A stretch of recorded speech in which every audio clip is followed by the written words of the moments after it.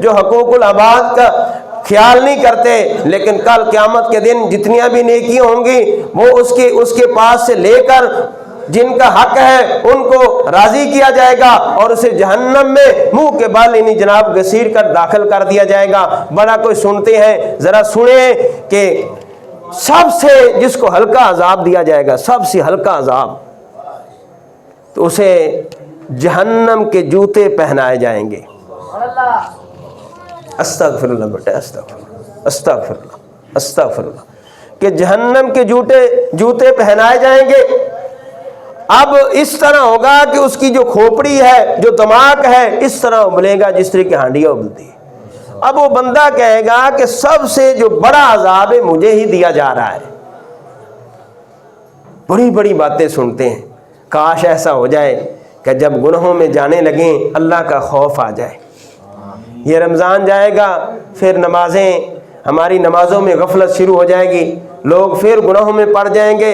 لوگ پھر غلط کاموں میں بچ جائیں گے۔ کاش ایسا ہو جائے کہ رمضان کے بعد بھی ہمیں 5 وقت کی نماز نصیب ہو جائے۔ کاش ایسا ہو جائے کہ ہم گناہوں سے بچنے والے بن جائیں، اپنے رب سے ڈرنے والے بن جائیں۔ کاش ہم نیک بن جائیں، کاش ہم نیک بن جائیں، کاش ہم نیک بن جائیں کہ جی چاہتا ہے میں نیک بن جاؤں، جی چاہتا ہے میں نیک بن جاؤں۔ یا رب رمضان کے صدقے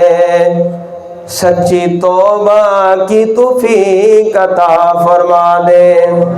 کہ توبہ کرنے کے بعد انسان پھر گناہوں میں پڑ جاتا ہے، توبہ کرنے کے بعد انسان گناہوں میں پڑ جاتا ہے۔ کاش اے خدا ایسی توفیق ہو جائے، سچی توبہ دی توفیق ہو جائے۔ یا رب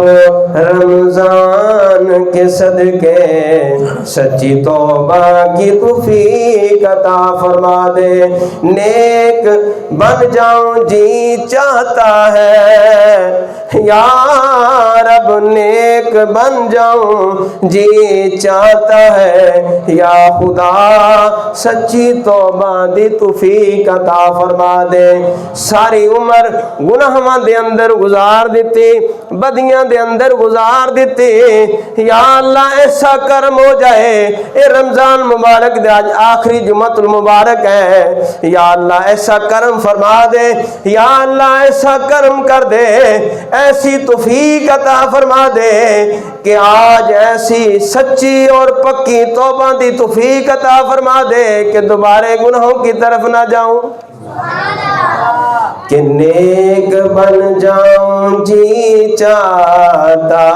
ہے۔ یا خدا سچی توبہ کی توفیق عطا فرما دے۔ عمر ساری بدیوں میں گزار دے، ہائے پھر بھی شرم نہ آئی، یا اللہ ایسی توفیق عطا فرما، سچی توبہ دی توفیق عطا فرما۔ بخش دے مجھے محبوب کے واسطے، یا رب بخش دے مجھے محبوب کے واسطے، یا رب بخش دے رمضان کے واسطے، یا رب بخش دے رمضان کے واسطے۔ یا رب میری التجا ہے، یہ میری دعا ہے، یا رب ایسی توفیق دے کہ توبہ کے بعد گناہوں کی طرف نہ جائیں۔ اللہ اکبر، کاش ایسی توفیق مل جائے۔ جی چاہتا ہے نیک بن جائیں، جی چاہتا ہے پرہیزگار بن جائیں، جی چاہتا ہے متقی بن جائیں، نیک بن جائیں۔ یا اللہ ایسا کرم فرما دے، یا اللہ اسی بڑے گنہگار ہیں، یا اللہ ساڈے اعمال اخلاقی طور تے سے گر چکے ہیں، یا اللہ اپنا خوف عطا فرما، یا اللہ کرم کر دے۔ دوستو کل قیامت والے دن انسان جو گناہ کردا ہے نا اس تو بے خبر نہ ہوئے۔ انسان دے اے پاؤں اللہ دی بارگاہ چ جو انہیں گناہ کیتے بولن گے، اے ہاتھ بولن گے، زبان بولے گی۔ جدو انسان گناہ کردا ہے اے ہاتھ جڑے گواہ ہو جاندے، اے زبان گواہ ہو جاندی ہے، اے اکھاں گواہ ہو جاندیاں، اے قدم گواہ ہو جاندے ہیں، کل قیامت والے دن اے اعضاء اللہ دی بارگاہ وچ بولن گے۔ اور پھر انسان جس زمین تے گناہ کردا ہے، یومئذ تحدث اخبارہا، فرمایا کہ یہ زمین دے اندر نشانات پڑ جاندے، یہ زمین اللہ تعالیٰ دی بارگاہ وچ کل انسان دے اعمال پیش کرے گی، انسان دے اعمال پیش کرے گی، انسان دی بدیاں بولے گی۔ میرے کریم آقا نے صحابہ کرام سے فرمایا کہ اے میرے غلاموں بتاؤ کہ زمین کی خبر کیا ہے، زمین کی خبریں کیا ہیں، زمین کی خبریں کیا ہیں؟ صحابہ کرم خاموش ہیں، یا رسول اللہ ساڈے ماں باپ تواڈے تو قربان ہو جاون، ارشاد فرماؤ۔ میرے محبوب علیہ السلام نے فرمایا کل قیامت والے دن اللہ دی بارگاہ وچ انسان دے اعمال پیش کرے گی۔ ذرا سوچیں، خوف کریں، گڑ گڑائیں، ذرا توجہ کریں، اپنا محاسبہ کریں، گریبان میں دیکھیں کہ انسان